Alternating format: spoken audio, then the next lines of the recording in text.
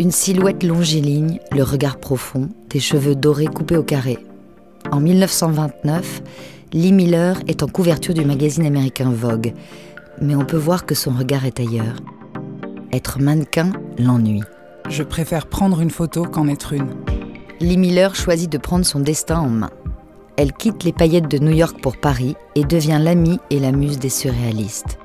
Elle se forme aux côtés du photographe Man Ray avant d'expérimenter et de s'approprier l'appareil Rolleiflex. Lee apprend vite. Ses photos au format carré détonnent par leur étrangeté et leur mystère, car elle associe objets insolites, compositions abstraites, mannequins, morceaux d'anatomie, vitrines ou chevaux de carrousel.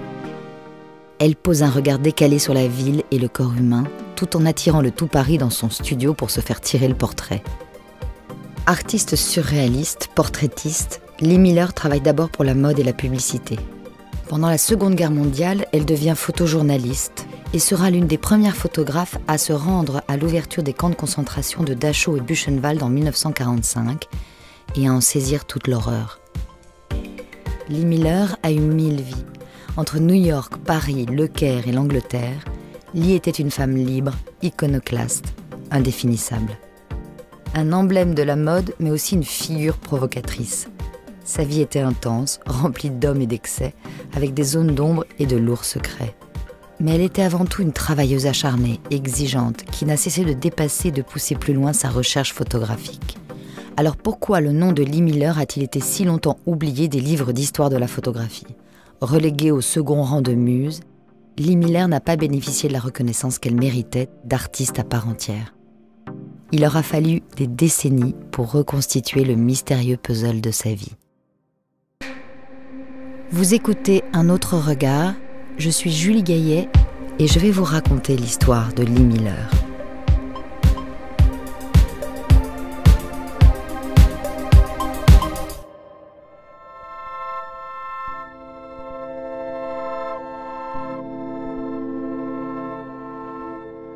Elizabeth Miller, née le 23 avril 1907 à Poughkeepsie, près de New York, dans une famille aisée, protestante et cultivée. Dès son plus jeune âge, la photographie est présente dans sa vie. À la maison, son père amateur de photos a pour sujet de prédilection sa fille Lee. Enfant, et pendant son adolescence, il va même jusqu'à la photographier nue à de nombreuses reprises.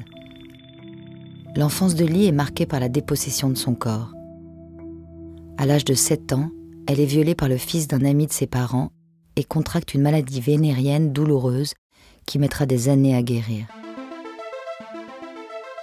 Suite à ce traumatisme, le parcours scolaire de Lee est chaotique. On l'a dit insolente et elle est placée dans plusieurs institutions religieuses. À 20 ans, la jeune femme reprend sa vie en main. Elle s'installe à New York pour étudier la scénographie. Elle y fait une rencontre déterminante, par hasard, au détour d'une rue. Avec Lee, c'est toujours une histoire de hasard. Alors qu'elle manque de se faire renverser par une voiture, un passant la retient par le bras. Ce passant, c'est Condé Nast, le magnat de l'édition de magazines illustrés. Lee Miller se lie d'amitié avec l'homme d'affaires et il lance sa carrière de mannequin. Elle pose pour Edward Station, le photographe star du magazine Vogue, et devient une icône de l'élégance des années 1920. Mais Lee voit plus grand. À 22 ans, elle rêve d'aller à Paris. Edward Station lui conseille de rencontrer son compatriote américain, le photographe surréaliste Man Ray, qui y vit. En 1929, Lee Miller découvre le Paris des surréalistes. Dans ce mouvement d'avant-garde, les artistes s'inspirent de l'inconscient, de l'univers du rêve et du hasard. Lee y croise les poètes Paul Éluard et André Breton, les peintres Max Ernst, Salvador Dali ou Marcel Duchamp. Le photographe Man Ray fait partie du mouvement. Il tient un studio de portraitiste où il expérimente et découvre de nouvelles techniques. Il découvre par exemple la rayographie qui permet de produire une image sur du papier sensible en y déposant des objets. Alors qu'elle cherche à le rencontrer, Lee tombe sur Man Ray au café du Bateau Ivre. Elle raconte l'anecdote dans une interview à la radio en 1946. Il était à Paris à l'époque, donc je suis allée le voir et je lui ai dit « Bonjour, je suis votre nouvelle étudiante et apprentie ». Il a dit « Ah non, je n'ai pas d'étudiant ». Je lui ai dit « Vous en avez une maintenant ». Et j'ai travaillé avec lui pendant 4 ans. D'abord réticent, Man Ray finit par accepter d'initier Lee Miller à la photo. Elle pose comme modèle et se forme à ses côtés, tout en vivant une histoire d'amour avec lui. Contrairement aux photographes de studio classiques, Man Ray joue et expérimente avec de nouvelles techniques de développement, des angles plus radicaux, des prises de vue plus provocatrices. Inspirées par les écrits de Sade, ses photos sont souvent teintées d'humour, comme la prière prise en 1930 qui représente les fesses d'un modèle en position prostrée, ou Nu penché en avant qui immortalise le bas du dos de Lee Miller. Leurs photos détournent les objets et les corps dans une approche à la fois érotique et ludique. La chambre noire n'était pas plus grande qu'un tapis de bain. Il y avait un lavabo bordé de peintures résistant aux acides, un grand bac de développement d'étirage et une cuve au-dessus, dans laquelle l'eau pouvait passer pour le rinçage. Man était très méticuleux sur la façon de fixer et laver les photos. Dans la chambre noire, ce sont aussi les accidents qui permettent de faire les plus grandes découvertes, comme le raconte Lee. Quelque chose rampa près de mon pied dans la chambre noire. Je criais et j'allumais la lumière. Je n'ai jamais su ce que c'était, une souris ou autre chose. Je réalisais ensuite que le film était complètement exposé. Là, dans les bacs de développement, prêts à être sortis, se trouvait une douzaine de négatifs d'un nu sur fond noir. Man Ray les saisit, les plaça dans l'agrandisseur et les regarda. Les parties non exposées du négatif qui correspondaient au fond noir avaient été exposées par cette lumière vive et révélées. Elles s'étaient développées pour venir irradier le bord du corps nu blanc. C'est moi qui fis cette découverte accidentelle. Mais ensuite, Man se mit à la perfectionner pour l'employer exactement comme il le souhaitait.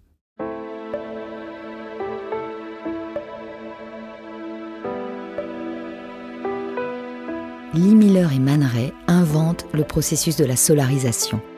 En surexposant une surface sensible, les densités d'images de la photo sont inversées et un silhouettage se dessine, donnant un aspect irréel et fantomatique à la photo. En 1929, Man Ray prend une vue en contre-plongée de la tête renversée de Lee en se concentrant sur son cou. La photo est floue, il n'aime pas le résultat et abandonne le négatif. Mais Lee le récupère et retravaille le tirage au point de produire l'une de leurs photos les plus connues, qui s'intitule simplement « Cou ». L'image de cette gorge qui se déploie est provocatrice et mystérieuse. Que de souris, visage endormi, corps morcelé, ou cette photo d'un sein découpé en chirurgie que Lee pose dans une assiette, comme prêt à être dévoré. Le monstrueux et le sublime se côtoient dans ce petit laboratoire. Ces photos semblent répondre au manifeste du surréalisme qu'André Breton écrit en 1924. Il en va des images surréalistes comme de ces images de l'opium que l'homme n'évoque plus, mais qui s'offrent à lui spontanément, despotiquement.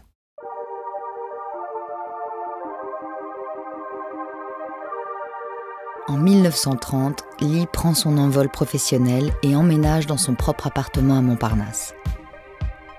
Elle pratique l'autoportrait et commence à photographier pour Vogue et d'autres magazines.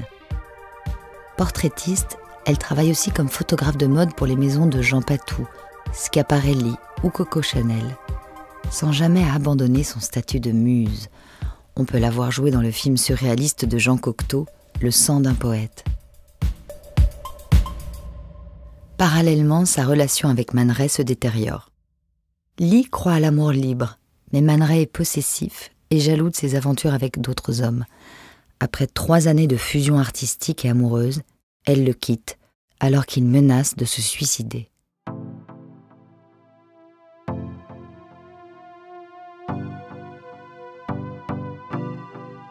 La même année, Lee rencontre un riche homme d'affaires égyptien, Aziz Eloui Bey, par l'intermédiaire de Charlie Chaplin dont elle tire le portrait. Ils deviennent amants, mais Lee décide de quitter Paris. Elle retourne vivre seule à New York. En 1932, Lee ouvre son propre studio à New York et son frère Eric Miller devient son assistant. Il s'occupe des tirages sous sa supervision. C'était dur au début, car Lee insistait énormément pour obtenir la meilleure qualité. Elle venait dans la chambre noire pour vérifier les tirages et évinçait ceux qui étaient même un tout petit peu défectueux pour déchirer leur coin. J'étais toujours fasciné par la façon dont elle pouvait discerner ce qui n'allait pas dans un tirage. Peut-être quelque chose que je n'avais pas du tout remarqué, mais qui, une fois rectifié, pouvait améliorer drastiquement le résultat. On n'était jamais en train de prendre des pincettes et de faire les tatillons. On mettait les mains dans le cambouis, en frottant la surface du tirage avec le bout de nos doigts ou en soufflant dessus pour que la chaleur ravive le ton d'une partie de l'image. Nous avions une grande variété de produits chimiques que nous utilisions au-delà des doses recommandées, et les mélanges obtenus pouvaient être assez mortels. Nous toussions et crachotions dans les vapeurs, et mes ongles devenaient marrons. En y repensant, s'il y avait eu une inspection sanitaire à l'époque, nous aurions perdu notre travail.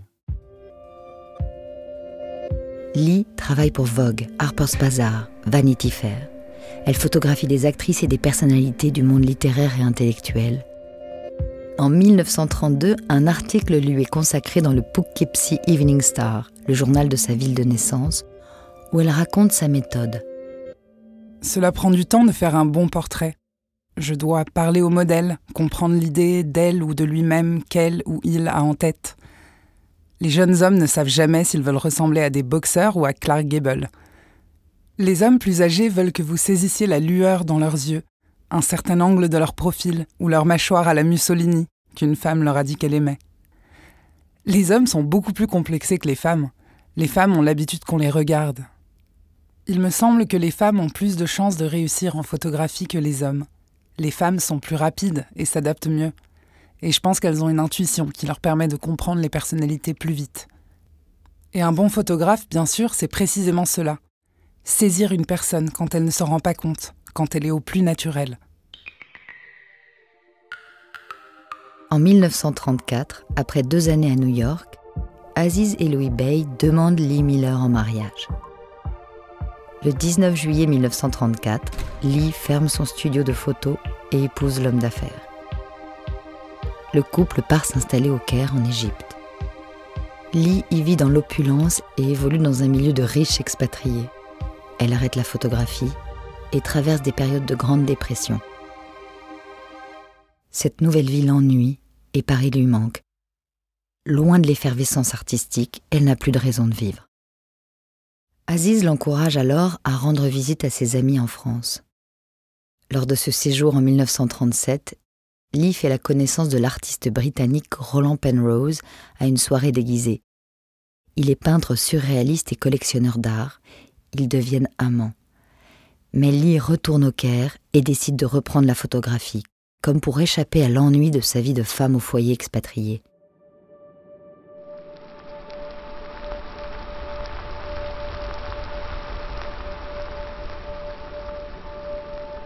C'est dans le désert qu'elle développe un style plus méditatif et métaphysique, comme ces photos quasi abstraites des champs de sable à la mer Rouge, ou cette image troublante prise à travers une moustiquaire déchirée qui donne sur le désert qu'elle titre « Portrait de l'espace ».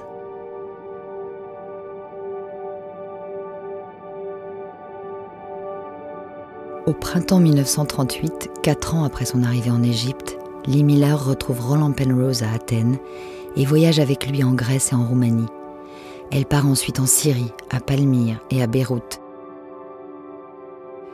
Le 17 novembre 1938, elle écrit à Aziz. « Quant à moi, franchement, je ne sais pas ce que je veux.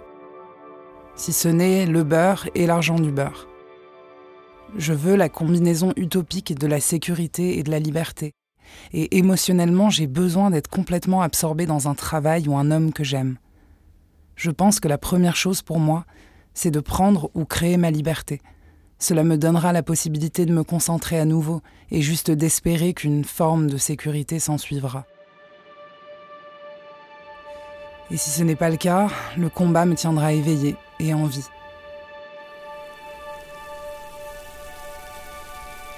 Lee décide de quitter son mari en juin 1939 à son retour de voyage. Elle retrouve Roland Penrose à Antibes où il passe l'été avec Picasso et Dora Maar, Le 1er septembre 1939, Hitler envahit la Pologne. Lee et Roland décident de partir pour l'Angleterre. L'ambassade des États-Unis la presse de rentrer au pays, mais Lee choisit de rester à Londres. Elle travaille comme photographe freelance pour Vogue, malgré les pénuries de papier. Lee raconte cette étrange période à ses parents dans une lettre. Nous mettions un point d'honneur à poursuivre notre travail. Le studio ne s'est pas arrêté de tourner un seul jour. Il a été bombardé une fois et incendié 2 fois. Nous travaillions alors que le bâtiment voisin se consumait encore. L'odeur horrible du bois humide calciné, la puanteur de la poudre à canon, les lances à eau encore dans les escaliers. Et nous devions patauger pieds nus pour entrer. Ceux qui le pouvaient rapportaient des tirages et des négatifs chez eux pour les traiter la nuit, quand ils étaient assez chanceux pour posséder la combinaison sacrée du gaz, de l'électricité et de l'eau.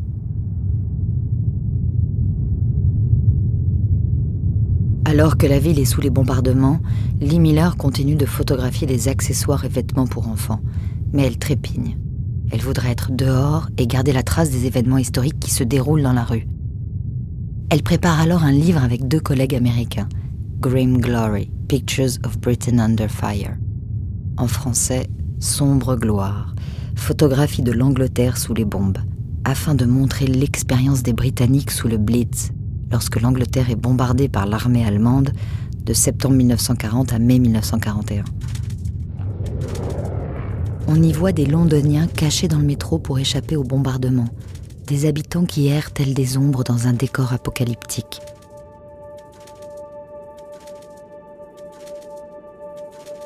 Lee Miller devient photographe de guerre. Dans le viseur de l'artiste surréaliste, la photo Remington Silent. Une machine à écrire détruite qui symbolise l'absurdité du régime nazi, destructeur de la culture.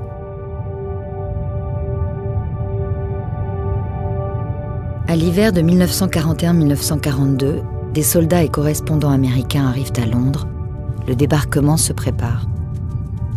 Lee obtient une accréditation comme correspondante de guerre de l'armée américaine, ce qui lui permet de se déplacer partout.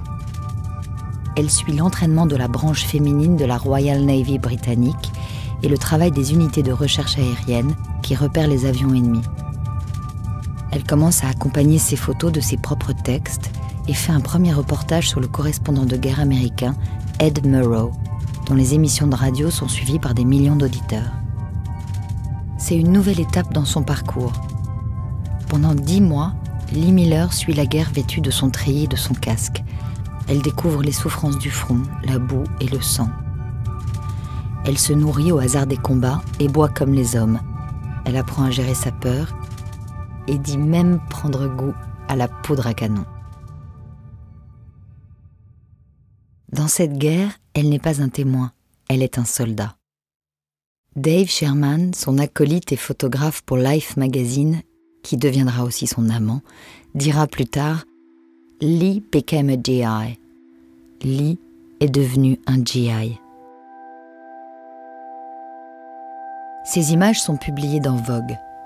Lee participe à élargir la ligne éditoriale du magazine de luxe et de mode et à le transformer en média crédible et sérieux à même de couvrir la guerre. À l'époque, peu de femmes photojournalistes sont sur le terrain. On peut noter la présence de l'américaine Margaret Bourke-White, la polonaise Julia Pierrot, la russe Olga Lander, la britannique sud-africaine Constance Stewart Larrabee, ou encore la polonaise Faye Schulman. Lee est sans doute l'une des plus connues à l'époque et elle contribue à donner une visibilité aux femmes sur le terrain. Mais sa particularité, c'est surtout qu'elle accompagne ses photos de reportages écrits. Ses textes sont à la première personne, elle se place au cœur de l'action, se met en scène parfois, et partage à travers ses sensations son expérience intime de la guerre. Ses reportages n'en sont que plus incarnés et puissants. 6 semaines après le jour du débarquement, le D-Day, le 6 juin 1944, Lee part en Normandie pour un reportage sur les hôpitaux de campagne où les soldats blessés sont soignés. Elle documente le travail des infirmières et passe 5 jours dans 3 unités, rapportant 35 rouleaux de pellicule. Le reportage apparaît sur 2 doubles pages dans le numéro de septembre de Vogue. Elle part ensuite à Saint-Malo et photographie les bombardements.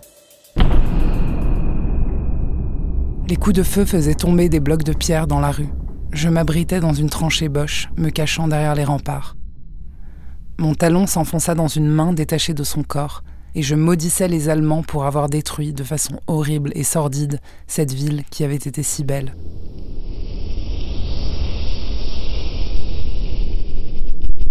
Ces photographies montrent que le napalm est expérimenté pendant le bombardement, mais ces images-là seront censurées. Finalement, les Allemands se rendent et Lee est assignée à résidence à Rennes pour avoir outrepassé le cadre initial de son reportage en photographiant une zone de combat alors qu'elle était censée rester à l'arrière. Elle rejoint ensuite Paris et immortalise le jour de la libération, place de la Concorde. Elle s'installe à l'hôtel Scribe avec d'autres correspondants. Mais Lee a de grandes difficultés à se mettre au travail. Elle attend toujours la dernière minute de la deadline. Sa collaboration avec Dave Sherman reprend. Elle part couvrir la libération de l'Alsace. Son reportage est publié dans Vogue en avril 1945. Je ne verrai plus jamais le jaune acide et le gris de l'explosion des bombes dans la neige sans me souvenir aussi des visages pâles et frissonnants des soldats. Gris et jaune d'appréhension. Leurs mains tremblantes et leurs regards furtifs en direction du champ qu'ils devront traverser. La neige qui nappe des bosses innocentes adoucit les cratères et couvre de la même façon les corps de l'ennemi et ceux des soldats qui ont essayé de passer avant eux.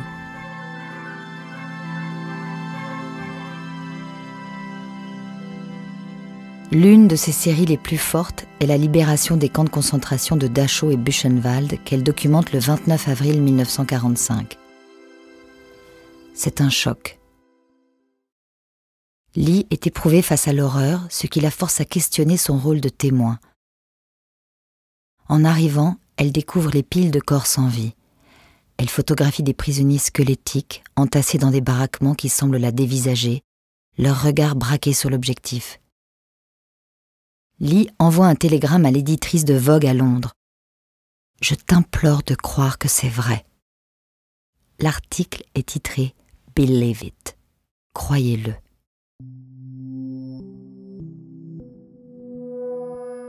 Elle écrit à Roland dans une lettre. Mes sentiments vis-à-vis de ce pays sont terriblement confus et je ne peux absolument pas faire le tri dans mes idées. Je pense que j'aurais dû rentrer à Paris pour avoir un peu de recul. Ce n'est pas facile d'écrire dans le désordre où nous vivons. Lee Miller abandonne ici les références au surréalisme qui marquaient ses premiers travaux. Je fais des documents, pas de l'art. Elle photographie les gardiens des camps, encore vivants, à genoux, ou un soldat SS mort flottant dans l'eau. Elle sort le crime nazi de l'anonymat et lui donne un visage cruel, grotesque parfois, et terriblement ordinaire. Le 30 avril 1945, Lee Miller et Dave Sherman sont envoyés par l'armée américaine dans un immeuble réquisitionné par des soldats américains à Munich. En arrivant, ils réalisent qu'ils sont dans l'ancien appartement d'Hitler. J'avais depuis des années dans ma poche l'adresse d'Hitler à Munich. Et enfin, j'ai eu l'opportunité de m'en servir. Mais mon hôte n'était pas chez lui. J'ai pris des photos de l'appartement et j'ai aussi passé une bonne nuit dans son lit. Je me suis même lavé de la saleté de Dachau dans sa baignoire. Dans cette archive datant de 1946, on peut remarquer que Lee Miller est maîtresse en art du storytelling. En arrivant dans l'appartement, les deux photographes décident de se tirer chacun le portrait dans la baignoire d'Hitler. Lee disait que l'odeur du camp était restée imprégnée dans sa peau. Cette photo est une façon de se laver symboliquement de la boue de Dachau. C'est clairement une mise en scène. Devant la baignoire, on voit les bottes terreuses de Lee. Sur le rebord de la baignoire, un portrait du Führer. La photo fera scandale. Il y a quelque chose de provocateur, de presque surréaliste dans cette image d'une femme nue dans la baignoire du dictateur qui venait de mourir quelques heures auparavant. C'est peut-être l'étrangeté de la scène qui dérange le plus. La même photo avec cette fois-ci Dave Sherman dans la baignoire a pour une raison ou une autre beaucoup moins marqué.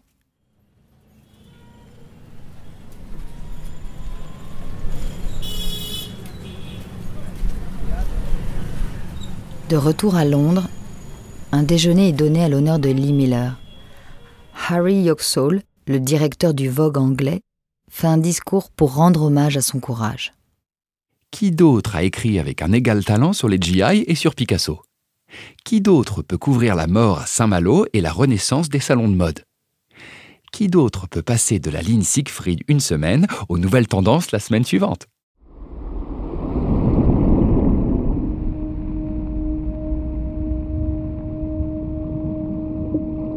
Mais après la guerre, le retour à la vie normale n'est pas simple. Lee souffre de stress post-traumatique et devient rapidement accro à la benzédrine, une amphétamine pour stimuler l'énergie créative. Elle ne peut pas dormir sans de fortes doses d'alcool et de somnifères.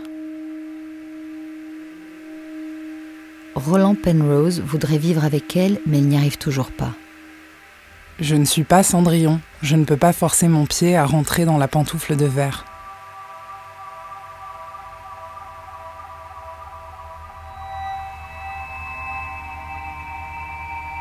Lee retourne à Paris, où elle traverse une période de fatigue extrême et de dépression. Elle enchaîne les fêtes et les soirées.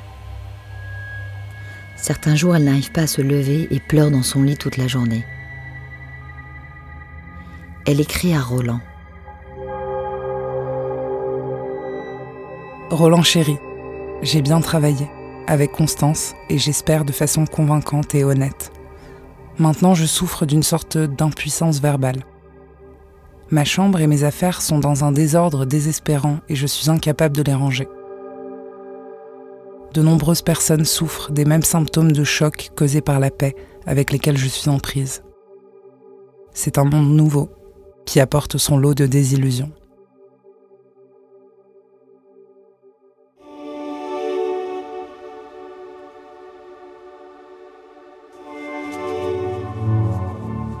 Lee finit par retrouver un équilibre avec l'aide de Dave Sherman et poursuit ses reportages photographiques pour Vogue.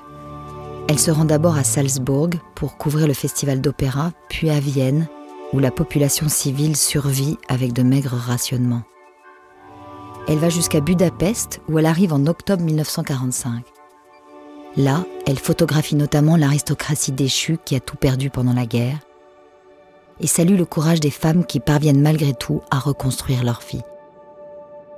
Certaines travaillent comme serveuses ou à la plonge dans des restaurants. Les femmes ont été élevées à rude école. Elles ont appris le courage, l'endurance et un sens profond des valeurs. Un ensemble de lois prive toutes les femmes de propriété. Donc les petites filles savent depuis le premier jour où elles ont pleuré pour obtenir un jouet qu'il leur faudra se battre pour posséder quoi que ce soit. Un mari, un objet ou du pouvoir. Les femmes ont porté des enfants et vécu des deuils sans gémir. Elles ont été des épouses dévouées et ont été magnifiques.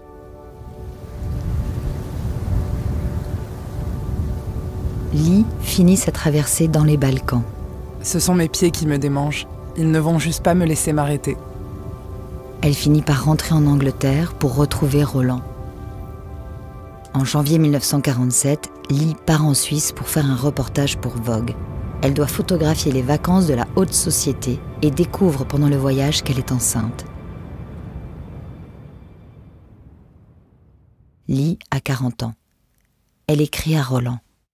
Voici une façon terriblement romantique de te dire que je vais bientôt tricoter de petits vêtements pour un petit homme.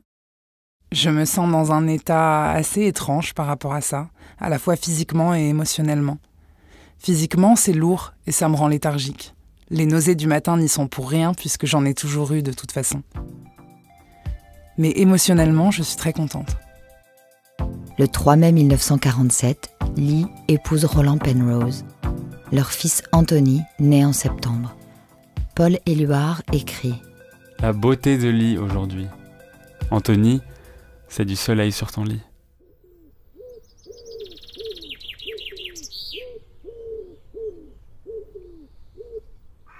Lee et Roland achètent une ferme, la Farley Farm, dans le Sussex, en Angleterre. Roland fonde l'Institute of Contemporary Arts à Londres. Mais Lee a la sensation de vivre dans l'ombre de son mari. Dans les années 50, elle publie des articles sur l'art primitif, la mode ou le monde littéraire. Elle continue de photographier ses amis peintres, notamment Picasso, Georges Braque, Miro ou Max Ernst. Mais ses relations avec son mari et son fils sont difficiles. Lee sombre un peu plus dans l'alcool. Elle n'est pas faite pour la vie de mère au foyer et les images traumatisantes des camps de concentration ne cessent de la hanter.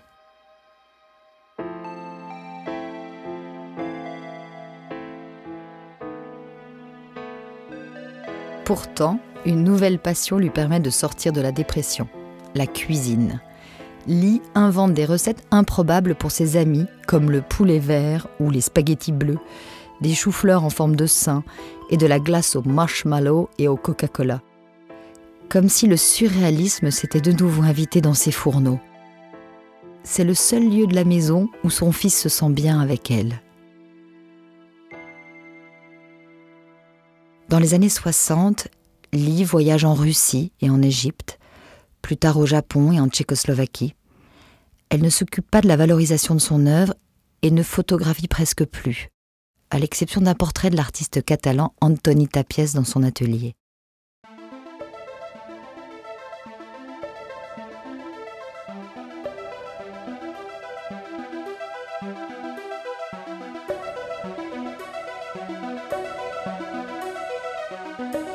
Lee Miller meurt le 21 juillet 1977 des suites d'un cancer à l'âge de 70 ans. C'est après sa mort que son fils Anthony Penrose retrouve dans le grenier familial une capsule temporelle. 60 000 négatifs dans des cartons, cachés depuis des années. Lee ne lui avait jamais parlé de ses vies d'avant. Anthony a le regret d'être passé à côté de sa mère. Comme s'il la rencontrait trop tard. Il découvre les photos d'elle adolescente, puis ses photos surréalistes, les portraits de mode, les reportages de guerre. Pour lui, c'est un choc. Cela deviendra surtout le projet d'une vie. Il écrit la biographie de sa mère en 1985, The Lives of Lee Miller, et se consacre à la gestion de ses archives. C'est lui qui assure la postérité de sa mère. La ferme Farley est à présent un musée dédié au travail de Lee Miller, de son mari Roland Penrose, avec les œuvres de leurs amis Picasso, Miro ou Max Ernst qui ornent les murs.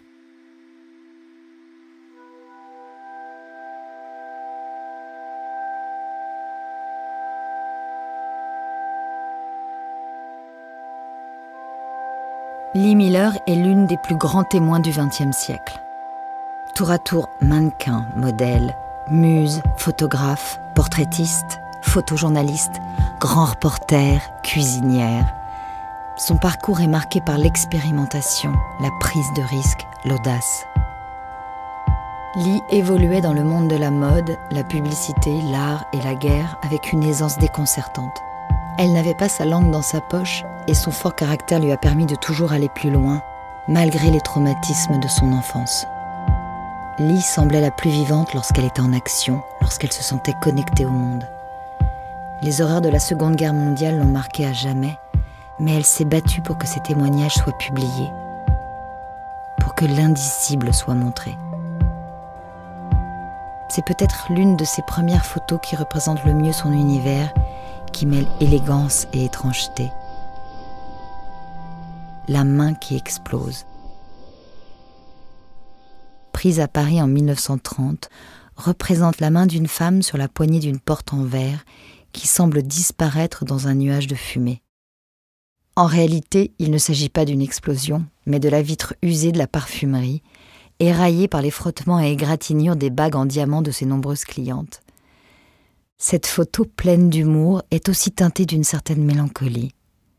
Elle semble faire écho à la fameuse phrase d'André Breton à la fin de son roman Nadja. « La beauté sera convulsive ou elle ne sera pas. »